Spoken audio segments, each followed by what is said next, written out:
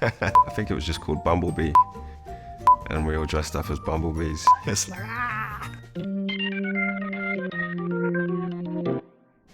Hi, I'm Kingsley Ben-Adir, and I read Omar in Another Life, and these are my audio firsts. The first book I remember being read as a child, I think was a book called Look, and it just said, look, look, look. That's the first. Yeah, first, and then maybe Goosebumps after that. The first sound I hear in the morning is normally this really annoying magpie that sits on the roof about a meter away from where I sleep, and he just starts shouting at the other birds. They're always in some sort of beef with each other, fighting over territory, I guess. They really go for it. It's like magpie and a bunch of crows who are always at war. I think the first actor I admired when I knew I kind of liked acting and wanted to be an actor was probably Paddy Considine. I remember being very moved by him and him making me cry and just feeling very confused. Has just been consistently doing great work for years and years and years. So yeah, Paddy Considine. My first voiceover was Guitar Hero. I didn't even have a part, I was just doing sounds for 150 different other actors. So it involved going into a studio and just doing grunts and growls and shouts and rocking out. But you know, just had to pay the bills. It would have been at drama school when we were doing radio or voiceover stuff, and I just remember all of us being like, oh my God, this is so bad.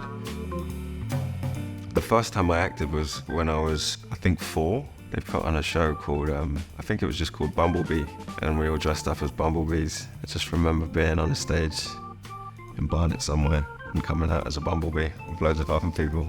Guess that's acting, right?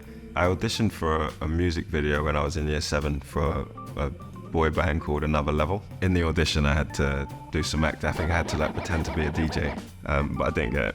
I think in the music video you can see the kid who's the DJ. I guess the first time I knew a character was right for me was Rinze Kene wrote a play called God's Property.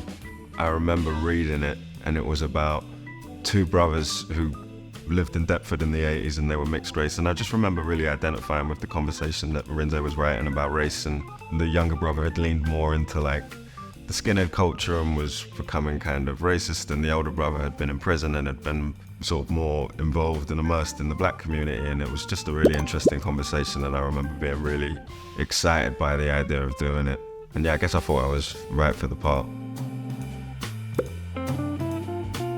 When you're in year 11, you have careers advisors, and everyone starts talking about university and stuff like that.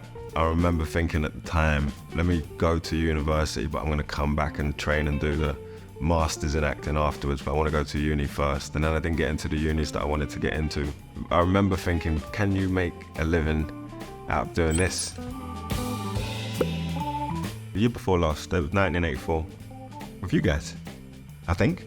That was the only one I've done, and this one. First reaction was, I want to read it again. I guess I was thinking about the parallels, I guess, with some of the themes that come up, to do with being marginalized, and just how much of it's going on right now, literally as we speak, was pretty astonishing. So much of it is just scarily bang on the money. Pretty depressing, but quite exciting from a writing point of view as well.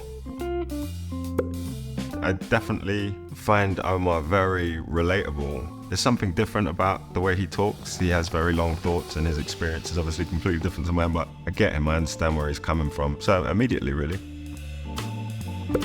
Drama school, we had a teacher called Patsy Rodenberg, and we had Patsy three times a week, 3 years. I'm not sure Patsy's working at the drama school I went to anymore, but she's a leading voice coach, and just looking at Shakespeare and language for the first time and how important it is to find the right energy.